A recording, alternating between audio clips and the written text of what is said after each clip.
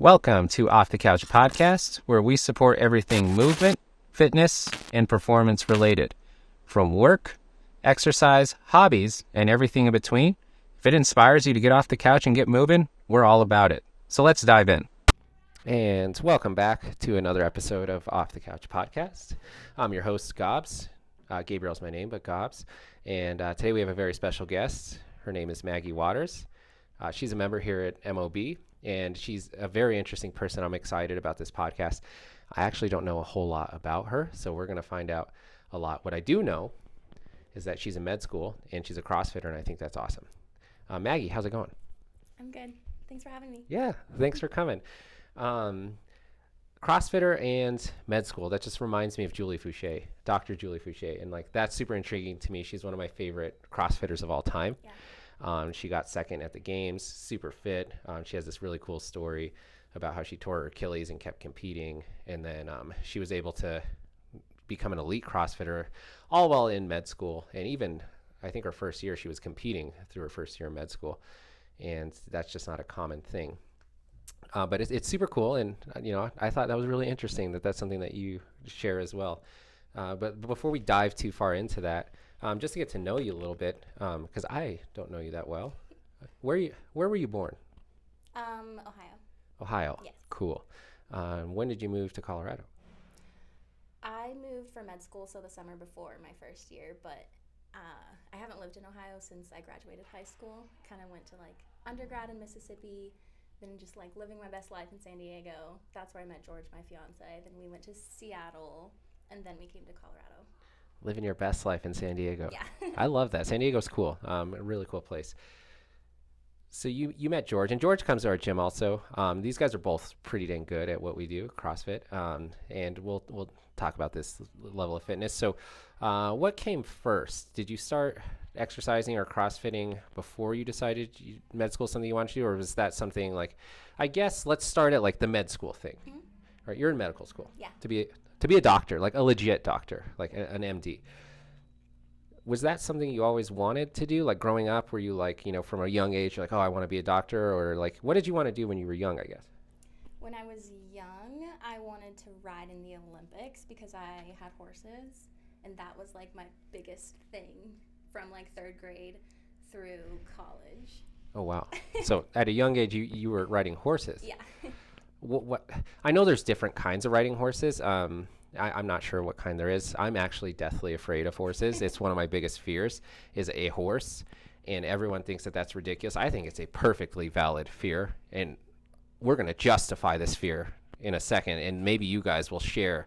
It's not so much a fear. I respect this animal and its power and the majesty of it. What type of horseback riding are you into, or maybe did you start with? Yeah, I started with boring, depending on it. Western is what I started out, but if anybody's seen the Saddle Club, it's where they do jumping, and I it's a series, and I was super into it. So shortly after I started riding, I switched to jumping, and then that's basically what I've been doing since. Oh, really cool. So been horseback riding from a young age. Now, how many years would you say you've been doing that? When I graduated college, I was too broke for that sport, so that's not surprising that it's expensive. It's a very expensive sport. So mainly third grade through senior year of college, however many years that is. Okay. Yeah. So quite a bit of time, quite a bit of experience. And you do the jumps. Yeah. That's crazy. Yeah. Have you ever been hurt?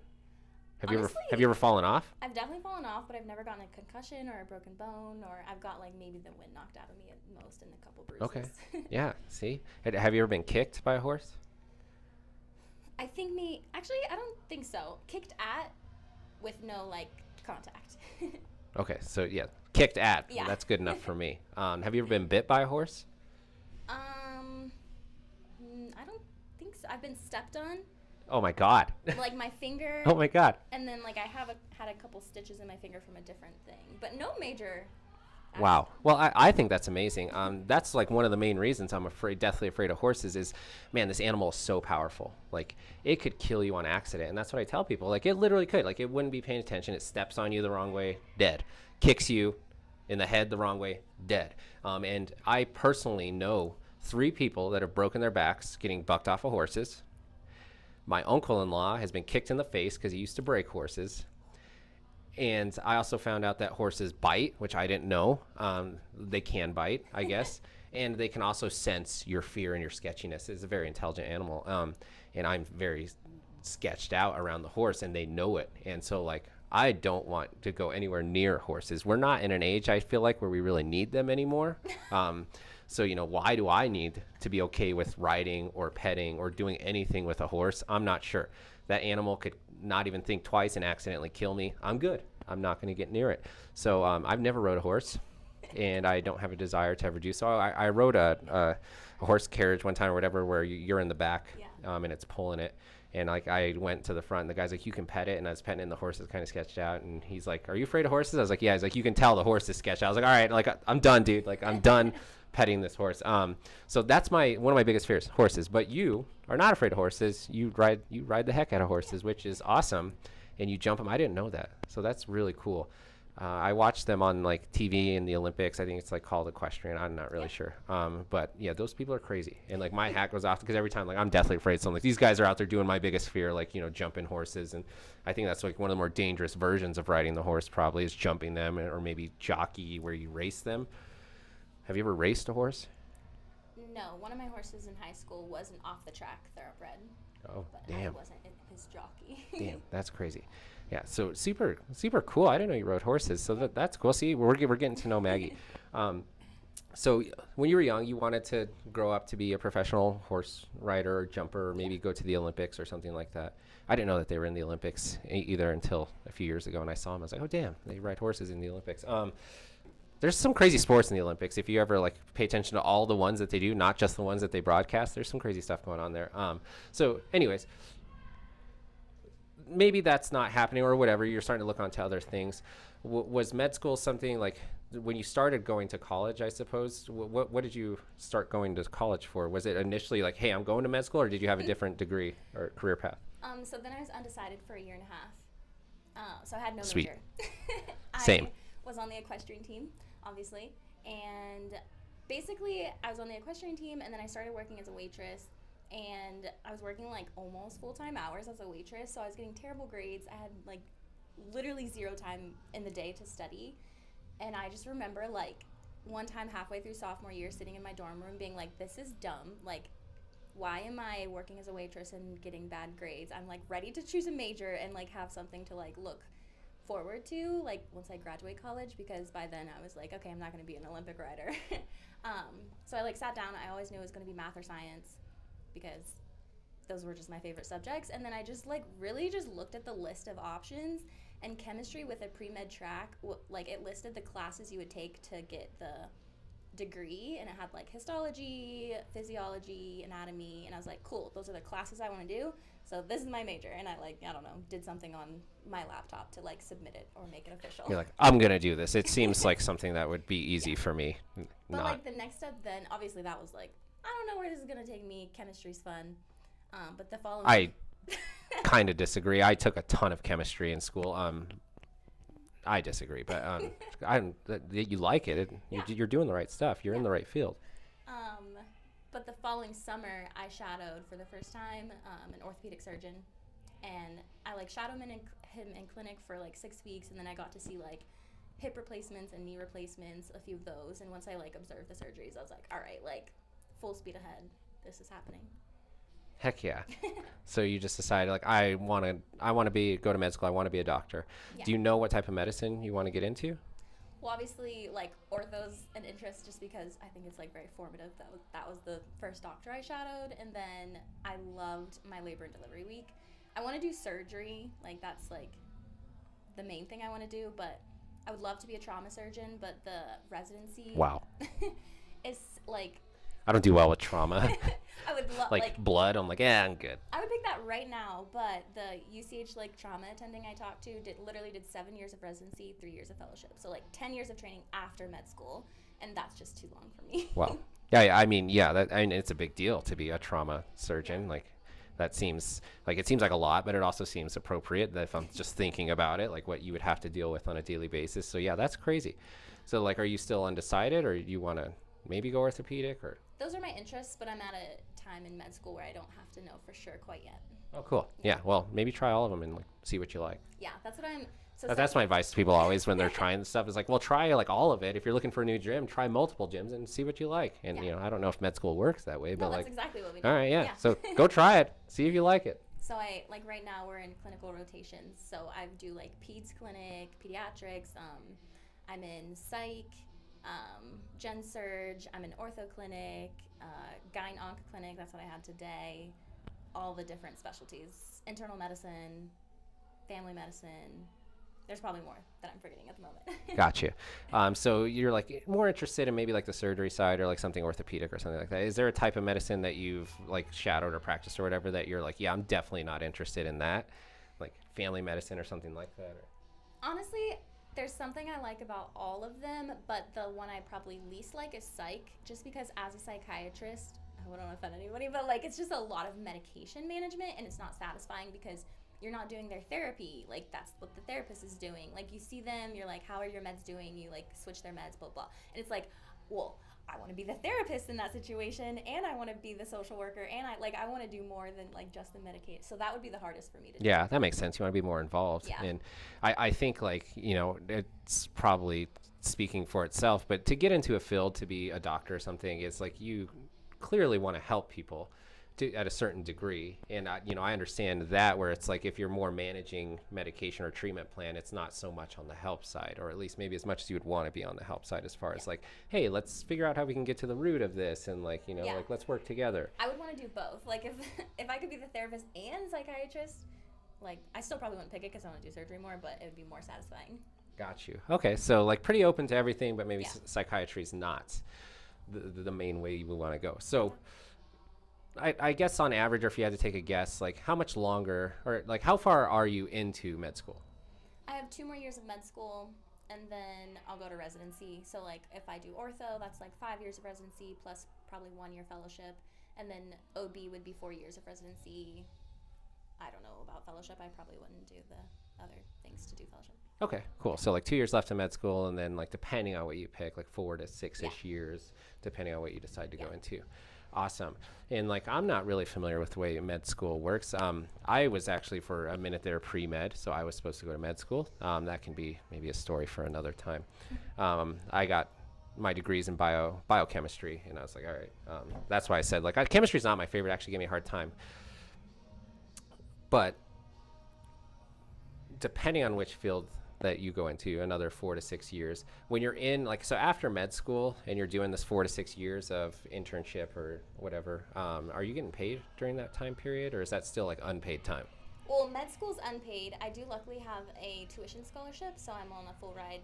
I only have to take out loans for living expenses.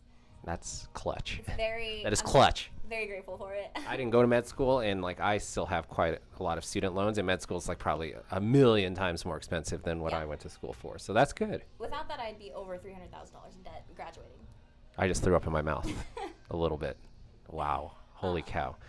But I mean, yeah, it makes sense. It costs a lot to become a doctor because it is a very, very important position. And they also, for the most part, do decently, like financially. So that makes sense. Damn, that's crazy. Okay, cool. Yeah. But so, and then after you finish med school and that next 4 to 6 years that you're like shadowing or what have you, like that's not a paid period either. It is. Okay. Yeah. Perfect. So Is there like a salary for that that's like, hey, you're gonna make like 40 grand a year, and then like beyond this, so it's like, hey, we'll give you enough that you can just kind of survive off of, and then you're not really gonna start making like doctor or what we think the society thinks doctor money, quote unquote, until after that 4 to 6 year period. Yeah, residency is like roughly 50 to 70,000 a year, which if you like do the calculations for how many hours you work in residency, like ortho and OB, you're talking like 100 hours a week. Some weeks, it's probably more like minimum Holy crap. wage. And like we're complaining about 40 hours a week. Yeah, residency is like very intense. It's on another level. Wow. And I think that this is a great segue for the next like kind of thing I wanted to talk about, or question I wanted to ask you is, you hear a lot of different things in life that are challenging, or maybe that challenge you physically and mentally, and specifically one that comes to mind right away is like having kids. They say that's I don't have kids yet. Like, it's a very big challenge. It changes your life. And one thing specifically that I hear from a lot of new parents is like, you just don't sleep very much. and there's not a lot of sleep happening. There's not a lot of time for yourself. There's not a lot of time to do things. And I associate med school a lot with that too, because that is a common thing at least I hear about med school is like, hey, it's a lot of time. You don't really sleep much because the hours are erratic or whatever.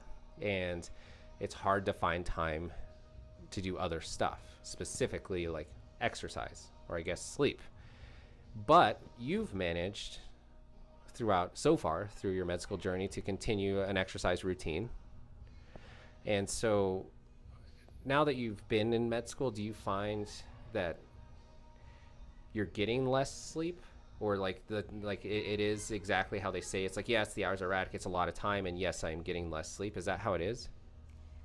I prioritize sleep, so I average 6 to 7 hours a night, which I'm like, I try for 8, and it's not because I'm like working at night, it's more because I'm like a toddler and I'm like, I don't want to go to bed, I don't care about 8. So I don't get less sleep, but you have to be way more intentional to get the sleep, have the balance. Like, it's all about like intention and planning. I'm not a great planner.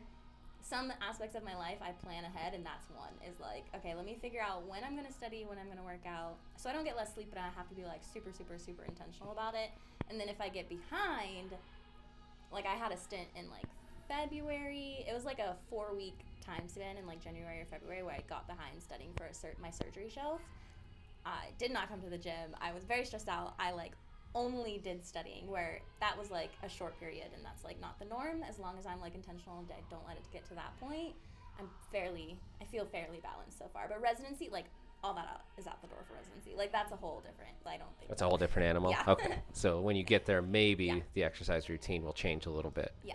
Okay, cool. But that's really encouraging and good to hear, and that's something I love. That's like near and dear to my heart. That's something that I say. It's like, hey, we find time or do things that are important to us, or that's a priority. And so it's like, you're prioritizing sleep, you're prioritizing exercise at this point in your life, which would be a very difficult time it is difficult for you, and it's difficult for other people. And it would be easy to make the statement that's like, hey, I just don't have a lot of extra time to work out. That's an easy thing to say, and most people would respect it because of what you're doing. But you are prioritizing finding the time to do it and make it work, which is all the much more respectful. That's like, dang, you're going through all this and you have, a really good excuse of why you might not have the time to exercise, but you still do it. And I guess the next question is why? Like, why do you like exercise? Why do you prioritize it? I'm definitely competitive, so I like to be good at things. So like CrossFit can pacify that competitive bone if you have it. That's not what it's all about, but I get it. Yeah, so that's one. Second, so actually right before I started med school, I had like a 1.5-year hiatus where I did not work. Like in a 1.5 years, I probably worked out 10 times.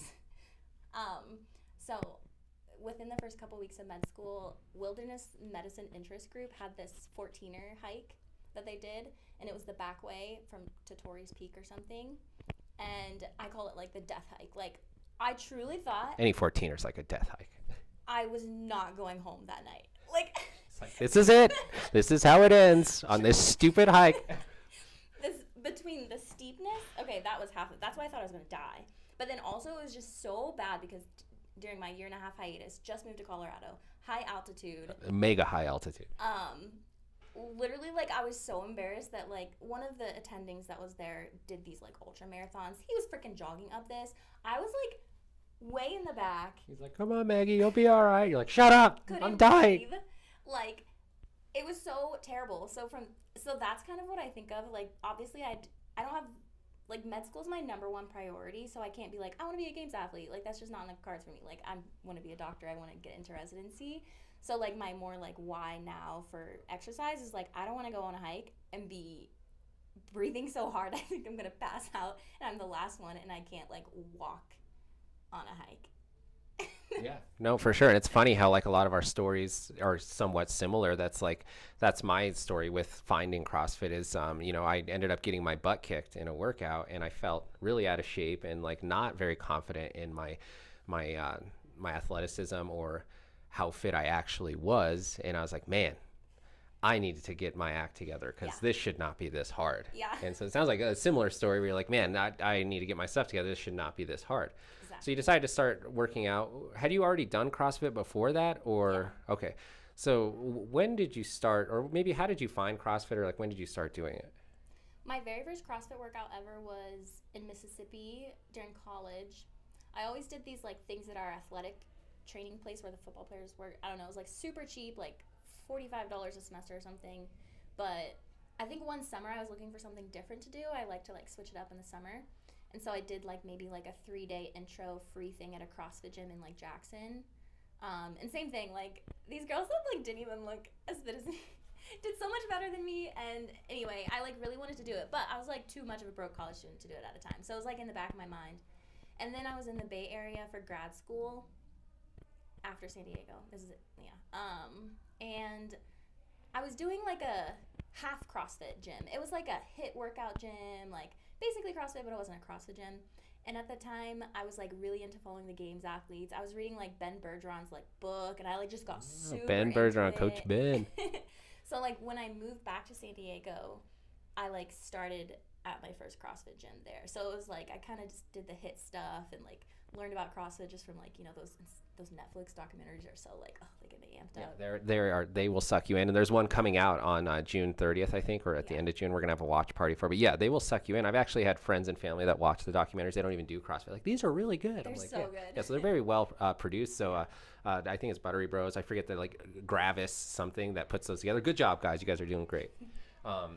So you watching those, you get inspired, you join a CrossFit gym, and like once you decided to join after these HIIT gyms and stuff, were you like all in at that point, like 5 days a week or 6 days a week, or you're like, you know, just all the damn time? Was your goal like, do you want it to be competitive? So like you saw the competitive side of CrossFit, you saw the documentaries, yeah, of course, like, you know, I'm the same way, and you're like, hey, I would like to maybe give that a try. Cool. So once you were all in, how long? Because I think you said you took like a 1.5 year hiatus before med school. So like, how long did you do CrossFit when you first decided like, I want to do this for a while, or I want to compete at this or whatever? Probably 2 years. Okay. That makes sense. Yeah. And then you took a 1.5 year hiatus. Yeah, because I went all in. I was like, because I didn't get into medical school the first time I applied. So I was in a weird. That's not like, surprising. It's really hard to get into medical school, but man, that's such a testament. I want to stop there for a second. It's just such a testament to tenacity, and like, she didn't give up and she applied again. Yeah. And like, God, that's amazing. And that mentality is really cool. I love that. That's like, hey, don't just because that old song, if at first you don't succeed, it's like, get yourself up and try again. You tried again and you got it. Anyway, so you didn't get in your first time. Yeah. So that's where went to San Diego living my best life, because I was actually on a wait list to another medical school. So I like was in this limbo where I didn't know if I'd get into meds. Anyway, I was in limbo. Started CrossFit. I was like, I'm gonna be a games athlete. I was like, the heck with reapplying to med school. Hell yeah. I am. Hell yeah. I'll apply. I'm all about that. Like, let's go in. I'm gonna be a games athlete. So I like the owner of the gym wrote me like extra programming. Like I was doing 2-a-days. But anyway, what was the question? Why did I start the hiatus? Yeah. Well, so you were CrossFitting for about 2 years, and then you took the 1.5 year hiatus. Yeah. So like, more what I was getting at is like, you have it's clear like when you joined here, you've been here for like 3-ish months, like you joined like a while back, but it was like you were still transitioning from your other gym and probably figuring stuff out. So you've been probably more regular for 3 to 4-ish months. Mm-hmm. And it is very clear you have quite a bit of experience with CrossFit. The way you move, you're very strong, you're pretty damn fit. And so like, you know, I understand CrossFit, and I understand that doesn't come overnight. And so I guess what I was getting at is, you know, just like, I guess in a nutshell, how long total have you been doing CrossFit? So you were doing it 2 years. You took like a little 1.5 year hiatus. Yeah. And then you started doing it again after the hike. And has it been pretty much nonstop since then? And if the answer is yes, how long ago was that? So that was probably almost 2 years ago. Almost 2 years ago. Okay. So you got a good 4-ish years of pure CrossFit under your belt. That's a good estimate. Yeah. And then, you know, you were doing high intensity exercise before that. Yeah. And so. And a lot of running. A lot of running. That was my story too. A lot of running before CrossFit. I don't know why so many people do a lot of running. I mean, I guess I get it, but like, it's just a common story. Yeah, I was doing a lot of running, and then I did CrossFit. It's like, do you run that much anymore? I'm trying. I found an old Runkeeper log of a 15K where I had like an 8-minute 30 pace. Oh my God. And I'm trying to get back to that. That sounds That's my goal. miserable. The runner's high is real when you're No, like, it definitely actually is in real. shape. And like I've experienced it. I used to run like 5 miles almost every day. And like when I started CrossFit, I was 148 pounds. And just for reference, I'm 190 something now. So I was about 40 pounds lighter. So I used to run a lot. And she's absolutely right. The runner's high is a real thing. And sometimes in very long CrossFit workouts, I'll like start to get it. But it's kind of crazy that like if you never had it or experienced it, you're like, what the hell is that? And it's essentially like you get to this point of like your body's just been working for so long and like fatigue. I don't know exactly what happens like scientifically, but your body releases chemicals that's like, hey, I actually don't mind what we're doing and I actually kind of feel okay. And all of a sudden you get this like kind of high that's like, wow, this actually doesn't feel bad. Like I'm enjoying this. And it's like, I guess it's called a high because you have to be high to enjoy something that long. And you got the music. Yeah, And my yeah. thing too, I always did it where it was like scenic. So I was always running by water and like cool air. Oh, yeah. I want to get back to that. That part of it sounds amazing. But what you don't understand and what I think don't forget is to get to this runner's high. It takes a while to get there. So it's not just like I'm gonna go for a 5-minute run and I got a runner's high. Like it's different for everyone and different intensity level, but usually I'd say it's like past the half an hour mark, like for sure. And you have to continue to run and then you get that and then everything's cool. But I mean, running scenery, if you have a good place to run, helps. And if the weather is cool and you're by the ocean, running can definitely be enjoyable. When you're up at altitude in the dry air and stuff, And maybe the in the brown and everything's brown and maybe not so much. Maybe I'm just making excuses for why I don't run as much anymore. So yeah, you have quite this like athletic background, and you're good at CrossFit. Like she might not want to admit it, she's pretty dang good at it. And I knew that the minute she came in. And I'm a firm believer that like you can do anything you set your mind to. So like I think you could make it to the games if you were like, hey, you know what, I'm gonna take some time out and I'm gonna do this. I think you totally could. Right now your goal is like, hey, I want to become a doctor. Super respectable. But you still find time to come in here almost every day and work out, which is amazing to me.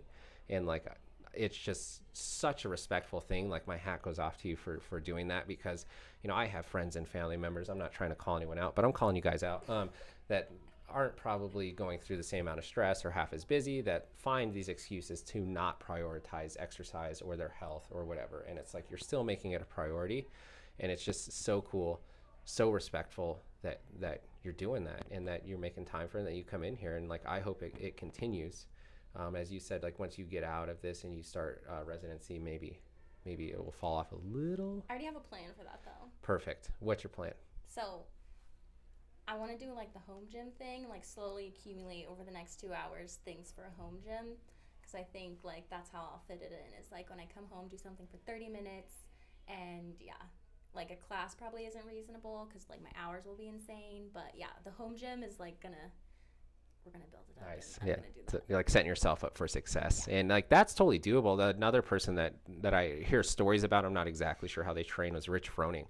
Would do stuff similar to that where Jason, these are all famous CrossFitters. They're old school. Jason Kalipa was talking about Rich Froning was visiting him one time and they're eating dinner, and like either in the middle of dinner or like right afterwards, Rich Froning gets up and he's going out to the garage. Jason Kalipa has a gym in his garage, and they're like, what are you doing? And he's like, oh, I got to do front squats. And like, just at the end of the day after dinner, everyone's already worked out probably multiple times, and Rich Froning, gotta do some front squats, got to get them in. But it's like, hey, like you get 20 minutes here, 30 minutes there, you can make it work. And I think what you're getting at is like, if you want it bad enough, you can make it work. And that sounds like a way to set you up for success. I mean, I hope it works. I hope so. I will tell you, and I think everyone can testament to this because of COVID and the shutdowns, it is harder to find motivation to work out at home by yourself.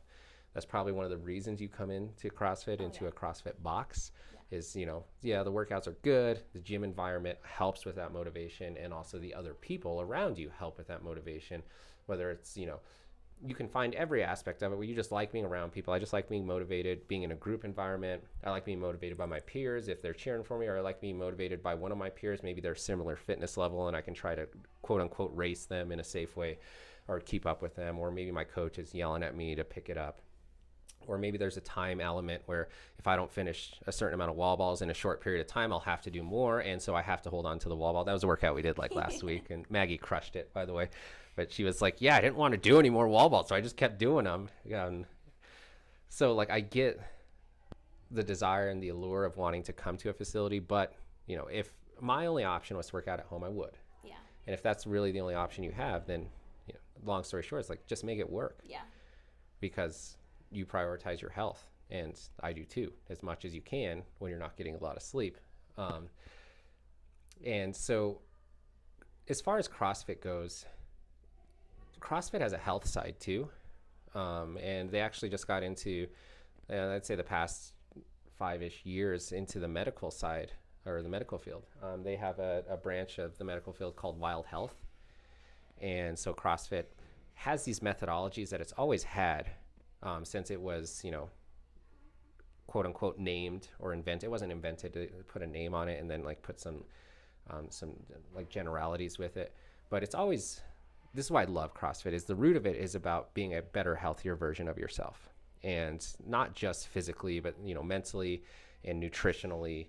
And it talks about how, like, if we do CrossFit the right way and we eat the right way and all this stuff, we can combat chronic disease. We can get you off of the couch, off of these prescription medications, keep you out of the nursing home, keep you feeling good for, hopefully the rest of your life. And you can play with your grandkids, or you can go play a pickup basketball game out of nowhere, and like you'll have the fitness level to do all this stuff.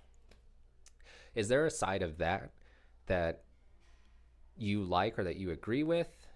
And maybe from when you started CrossFit, you were on board with it?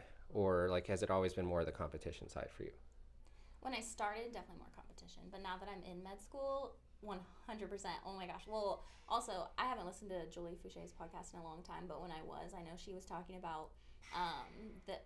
I think she used to have a thing where she wanted to have like a practice and then a CrossFit gym like next to it or something. Mm-hmm. Yeah. So like that's where I first like started hearing that. I was like, that's pretty cool. But now that I'm in med school and like in clinic, like Wednesday mornings I'm in internal med, which is basically like family medicine. There's people that like they have memorized this list of 20 medications and like they're like kind of going the medications route. But there's also like a lot of conversations about like shared decision making, and this patient will be like A1C 5.9 or something. So you could start metformin, or we're like, but it's up to you. Like, do you want to try the lifestyle changes so you can lower your A1C, or would you like to start this medication? Like, both of those are options. And there's the patients who are like, yeah, I don't want to take this pill every day. Like, I want to avoid that route. But also, like, as doctors, obviously they're not great at actually giving them like nutrition and blah, blah, blah. And I work at the VA. We have a dietitian that we can send them to. But like, they're already in the clinic.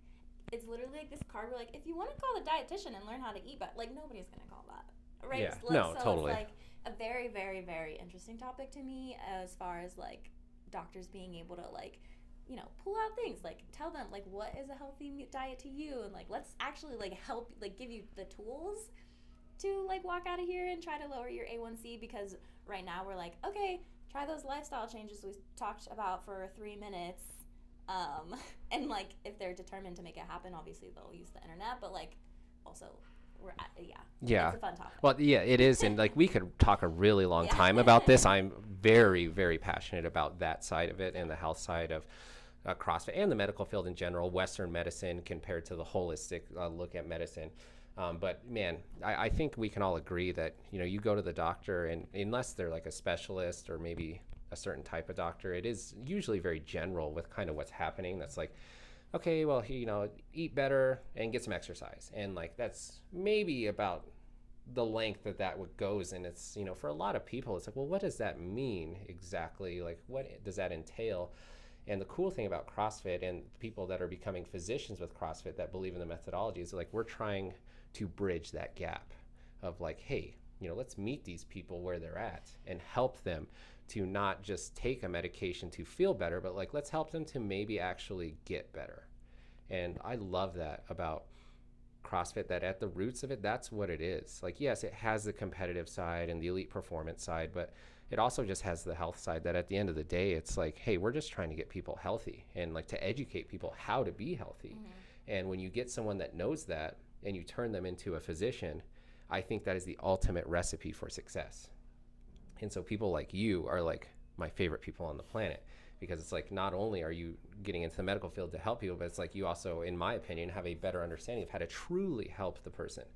Because Western medicine, and I think it may be getting a little bit better on the past 10 years or so, but Western medicine traditionally is like prescribe and then just manage. It's like prescribe, whatever it is that you need and just manage that. And then before you know it, I used to work in a pharmacy, and it's like, it's like the lady that swallowed the fly. You take one medication, well, the side effect over time can probably lead you to having to take another one, which over another one, and before you know it, you're on this cocktail of medication.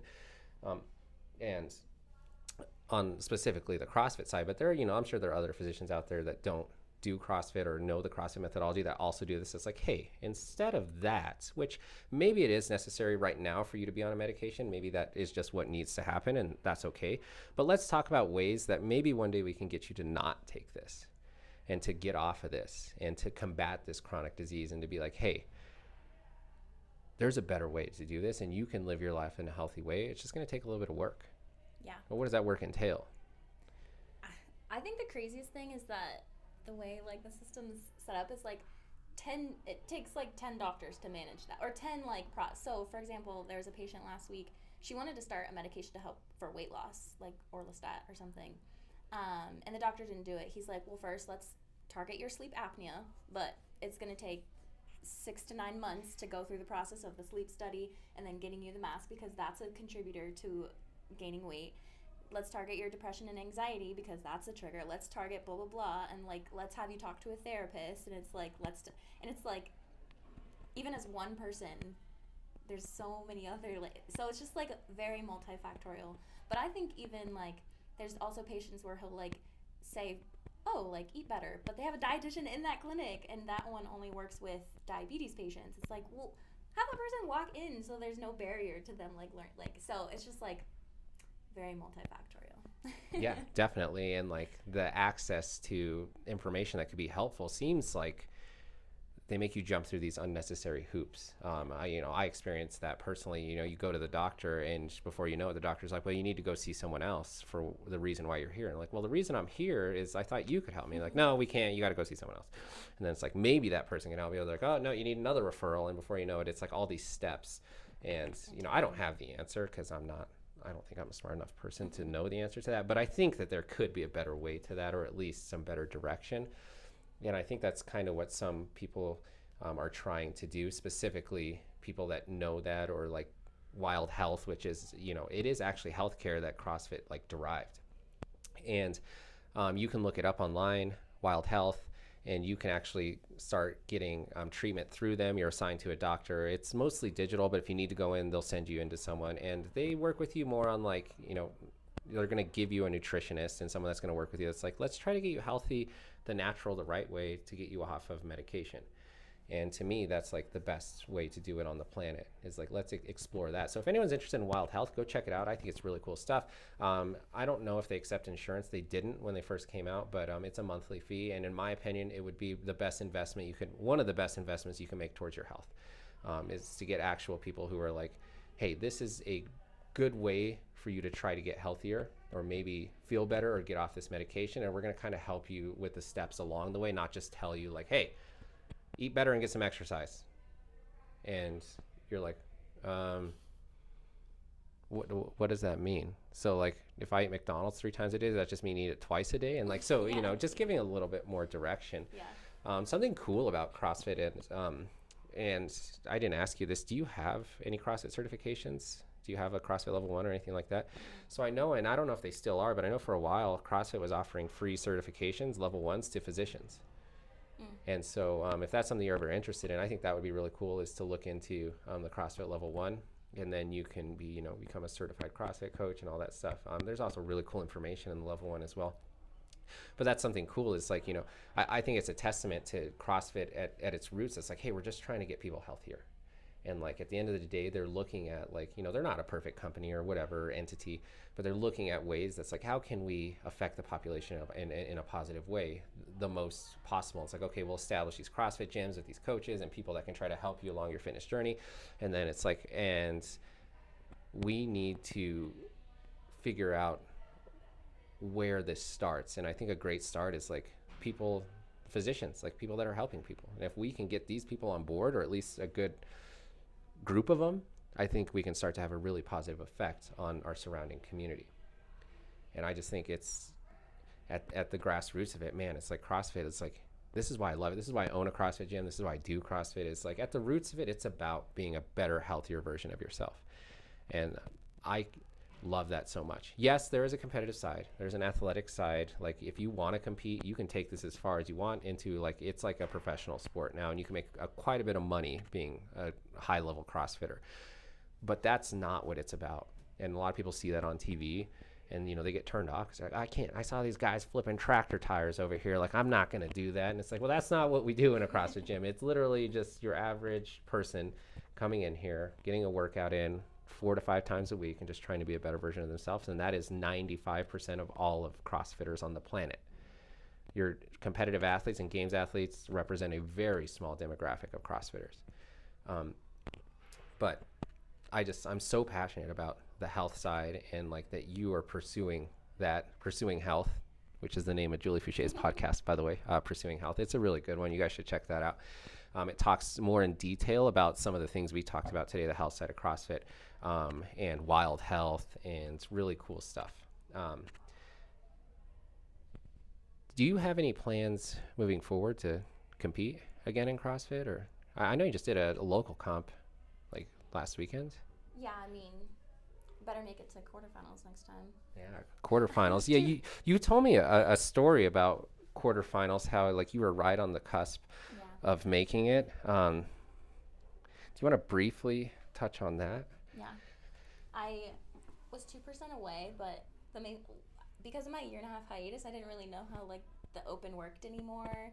I didn't even know that 90th percentile meant you went to quarterfinals. So anyway, that was like leading up to my surgery shelf, and I got behind on studying, and I had to just like be in catch-up mode. Also, yeah, I also have like a little business and like side hustle kind of thing. So like nice. Hell yeah. Hey, you got to do what you got to do. Yeah, that takes up a lot of my time. And I was just like really behind and stressed, and felt 2%. So many factors that could have made that better. It's funny because CrossFit has like it's ever since it's like ever since it was like founded, it's had this like saying this like every second matters, every rep matters, and it literally does. Like it comes down to seconds and reps, like especially that 2 percentile of not making it. And let me tell you, I know you're fit enough to make it. So it just had something to do with your schedule or something like that.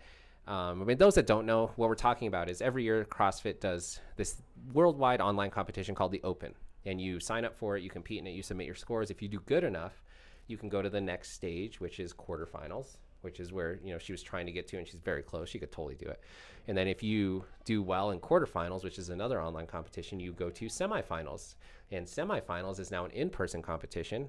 They have, I think there's like 8 of them around the world or something like that. There's like regions around the world. And if you do well enough in semifinals, like top 10-ish, you get an invitation to the CrossFit Games. And so that's the Open is the very first tier to making it to the CrossFit Games. And so she does the Open, misses quarterfinals by 2%, which is, it's almost like you wish that you like didn't do it at all. Cause it's like being that close, you're like, come on. Well, also I hadn't been to the gym in like 3 weeks leading up to that first workout. So I was like real out of shape. So relatively speaking, only missing by 2%, she did very good. So is your goal next year to make it? I mean, I'm pretty... Have you not thought that far ahead? Like, at this point, I'm pretty sure I'll make it, because I just won't get behind anymore. I'm confident you will, too. And I love the mindset, too, that's like, I'm going to make it. I'm not going to get behind. And, like, that's one of the keys to success. I always tell people success starts in the mind. Yeah.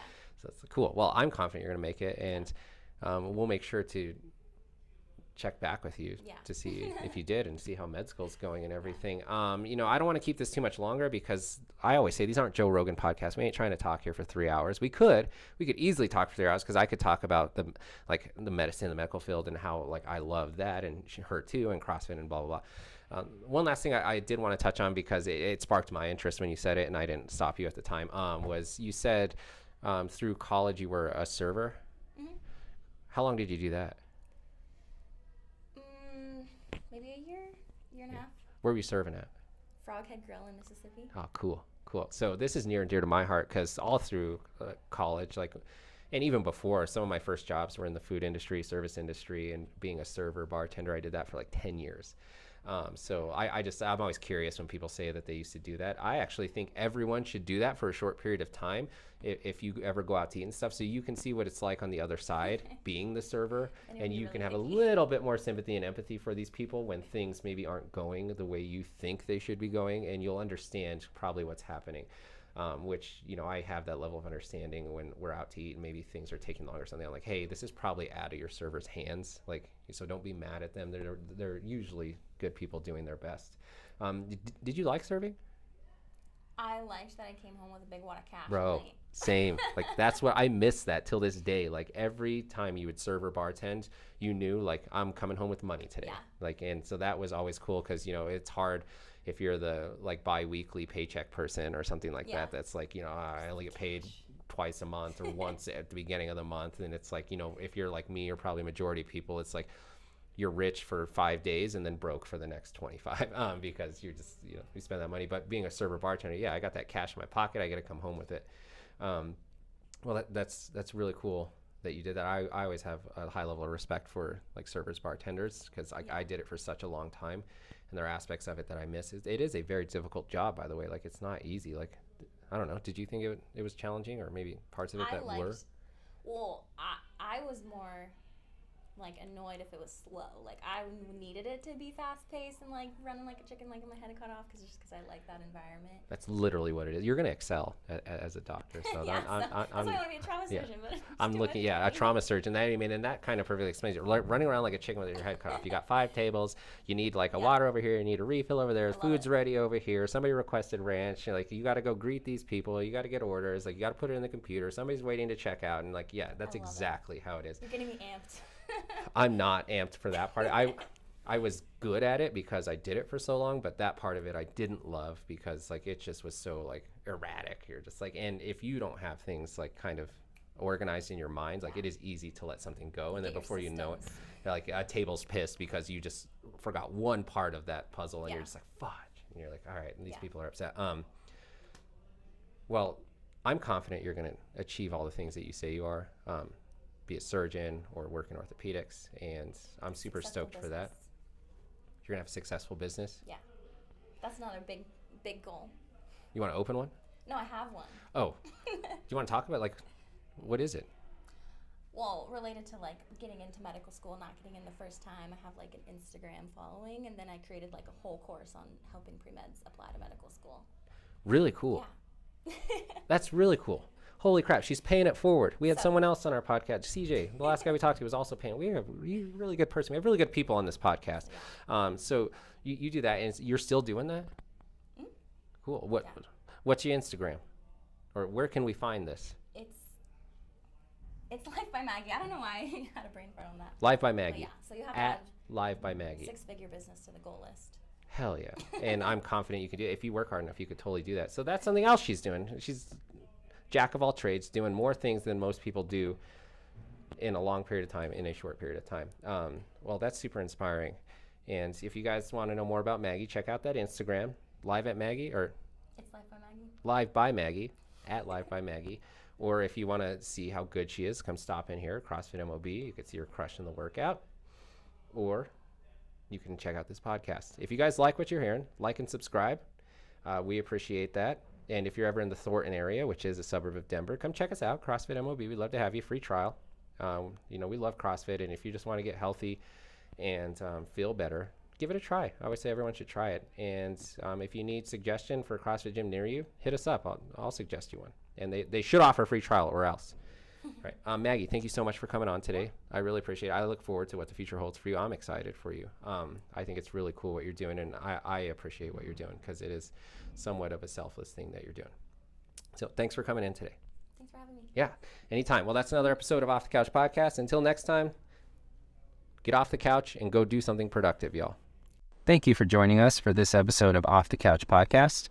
Don't forget to like and subscribe. And until next time, let's try to find something that inspires us to get off the couch.